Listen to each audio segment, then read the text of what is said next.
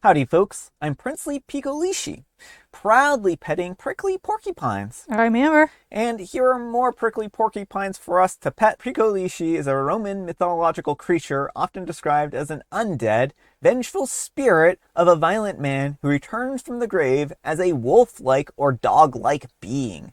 Alright folks, and our first letter is titled, Am I a Jerk for Crafting During Meeting? So I work in a mainly office setting. And we have a lot of meetings, video conference, and online training, which is primarily in video format. I've always needed something to do with my hands, thanks to ADHD, and if I don't, then I cannot really focus on things that isn't reading properly, which is ironic because I also am dyslexic. I've also been crocheting and knitting since I was little, and it's something that I do a lot while I'm at home watching TV and movies because it helps me focus. In university, I used to crochet and knit in lectures because it helped and no one seemed to have a problem with it. The lecturers actually encouraged it when I asked and said as long as it helped me focus, I could do whatever I wanted. So I decided that I was going to take it to work with me and see if it would help me focus in meetings and not get distracted during them. They're very long and they go up to 4 hours sometimes. And usually I mentally clock out within the first half hour. Well, it worked, and I was able to focus a lot better and be more involved in the meetings because I wasn't drifting away. But recently, a colleague came up to me and told me to stop. He said that it was rude and disrespectful towards everyone in the meeting and our service users, whom the meetings are generally about. I tried to explain that it actually helps me stay on track and remember more of the information about our service users, but he held his stance firmly. And it's not like I'm not participating at all. I don't need to look down at my knitting or crochet because I've been doing it for so long and I bring in pieces that are simple and mindless to do. I'll also put it down to write and type up notes and if I'm talking. Well, anyways, my colleague said that he was going to bring this up to the higher ups if I continued, even though I had already cleared it with my manager before I started doing so. And it's gotten me a bit worried, so I need your opinions. I just want to preface that the meetings that I take part in aren't massive company meetings. Usually there are about 6 to 15 of us, and it's generally group discussions.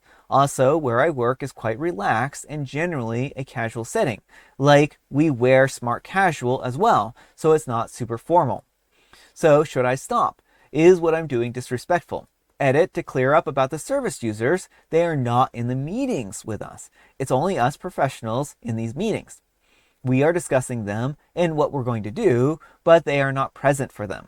Additionally, the people within these meetings are generally people that I see every day, so they're not all strangers. Also, I keep the crafting on my lap and the projects are relatively small and in one color, like socks, hats, squares, etc. Not big projects like blankets and sweaters. I have a notebook or a laptop on the table, so I'm not taking up a bunch of space on the table, and it's generally quite hidden. All right, folks, what do you think? Not the jerk as long as you're not making noise. Now, some people can be very noisy with their knitting. I was on an author panel and my mom was in the front row knitting, and all I could hear were the clicks, and it was very distracting. So I would be mindful of the volume of what you're doing, but as long as it's quiet and not distracting, then I don't see anything wrong with it. Yeah, I mean, I think that's one of these things where if it is distracting to other people, then maybe you can get some knitting needles that are more dampened, like Mm-hmm. maybe not metallic ones or plastic or ones that are coated in like silicone or something like that. I don't know if those exist. But I'm sure they do, right? I'm sure this is a problem that other people have had and Mm-hmm. solved. And as for the other coworker, I wouldn't really worry about them that much because OP's already cleared it with their boss, Mm-hmm. right? But what I would do is I would CC HR and OP's boss and start a conversation about this request from this coworker because I think that's really where this needs to go. And OP has ADHD, Well, that and this is a reasonable accommodation, Well, that's right? what I was going to say is that if your work has it on file that you have ADHD and you need reasonable accommodations, having something to do with your hands in a meeting is a perfectly reasonable accommodation. Yes.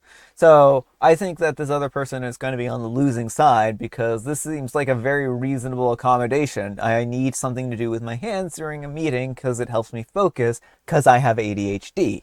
That's not a, they're not out there doing something distracting. Like if their accommodation was that they needed to chop firewood while they do this, right? Like I could understand people being like, "Hey, can you?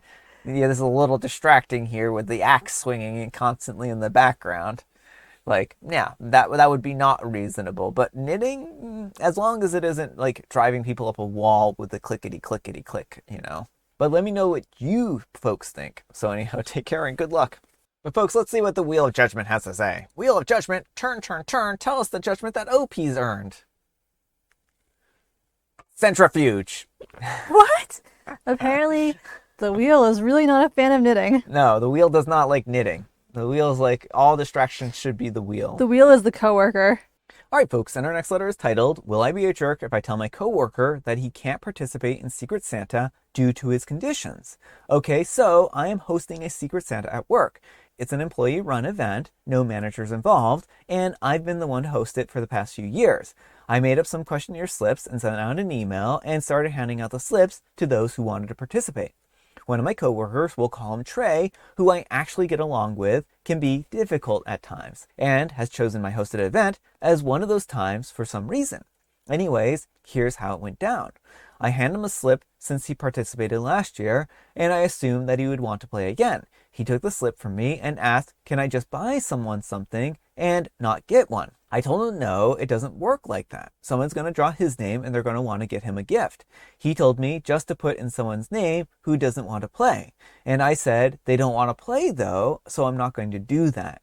You either play or you don't, there's no in between. This just makes sense in my head.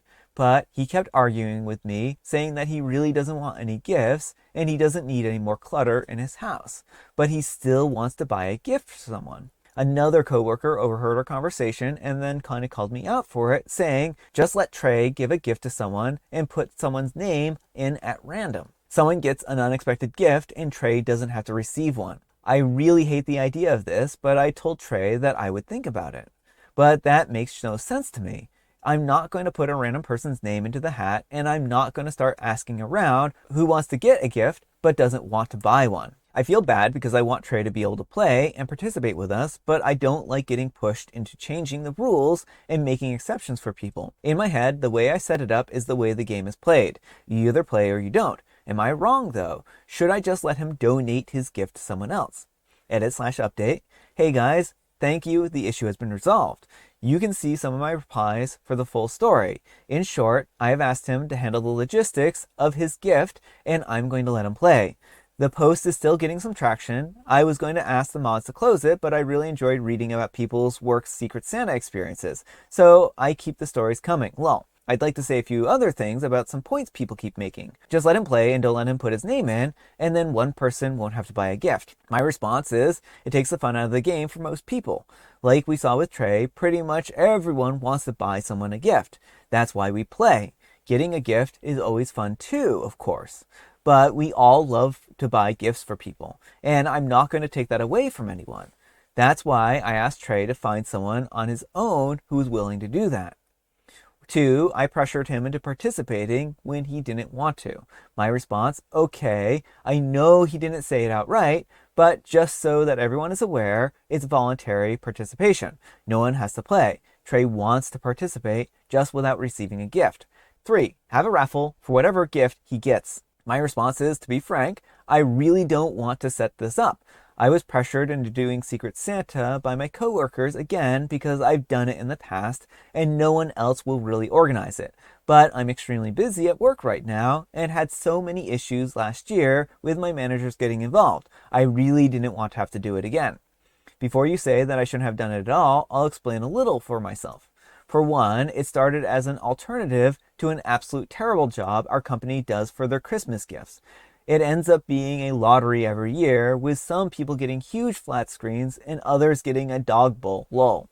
We started doing Secret Santa as our own way of taking control and making things fair and fun, and also being able to further bond with each other. It's a small company, and we're all pretty close, especially us hourly folks. 2, the company is shutting down on December 31st, and this is a way for us to kind of go out on a high note in regards to our friendships and work relationships. Some of us may never see each other again. It's been a good bonding experience for us in the past, so I figured that we should do it one last time while we can. Well, I've rambled long enough. Thanks for listening, everyone. All right, folks, what do you think? I mean, I'm glad this had a good resolution. I can understand the predicament that OP was put in, but I think that finding a way that he could still participate is a good way to go. I'm glad they are able to come up with a resolution. Yeah, well, I mean, I think putting it in Trey's hands so that he kind of has to deal with it is a good approach to this, right? Because then somebody's not going to feel left out and not going to feel like, oh, I can't get a gift or blah, blah, blah, blah, blah, right? Mm-hmm. Because it was putting like extra pressure on OP to be like, oh, well, I want to give a gift, but I don't want to get a gift, and you have to be the one to figure this out. Yeah. So I think that it was a good solution. And there's a lot of other things that can happen here, like getting a gift for the office instead, right? Like a food gift or something like that. I know the office is shutting down, but they can get like donuts for everyone or something other, right? Or a charitable donation. Charitable donation or, any number of things here. But let me know what you folks think. So anyhow, take care and good luck. All right, folks, and our next letter is titled, I finally used my CPAP machine during an adult sleepover. When I, a 41-year-old female, was diagnosed with severe sleep apnea a year ago, it was a huge punch in the gut. I'm fairly fit despite being fluffy, yes, it's possible, and had just a huge sports accomplishment, so having a bunch of doctors tell me that I needed to lose weight despite training intensely 6 days a week and stop eating cookies wasn't fun. I'm trying hard to love myself and start aging in stride, but this hit hard. On top of that, I absolutely never suspected that I had sleep apnea. I genuinely thought that my fatigue was normal, single-parent fatigue. It took me a good 6 months to get used to the machine, and has cramped my lifestyle a bit as far as the decent amount of travel I do.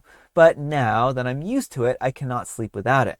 My biggest fear when I saw the machine for the first time was what will happen to my dating life. I thought that this would kill any chance I had at maintaining a healthy lifestyle and kill any romance or mojo or hope of finding my person. Dating slowed down a lot, there were no more sleepovers, and the machine was hidden. Recently-ish, I started dating a great guy, and I admitted to him that I had a CPAP and that I would never use it in front of him. The kicker is that he has one too. This didn't sway me, and he also, it turned out, had a hard time deciding to use it in front of me. Our relationship is turning into something. I was still reluctant to use the machine, but the increasing number of shared nights with horrible sleep for both of us has taken its toll. Finally, I took the plunge and I sent him a selfie of me with my mask. He did the same. I thought that he looked cute actually, and he said that I did too.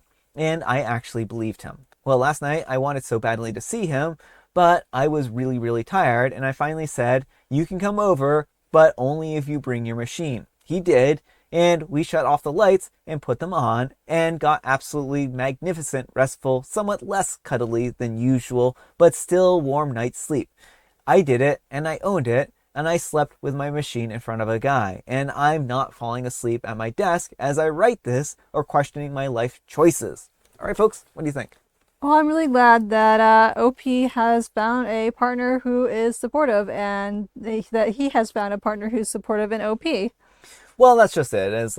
It's good that that they both can appreciate each other's medical needs, right?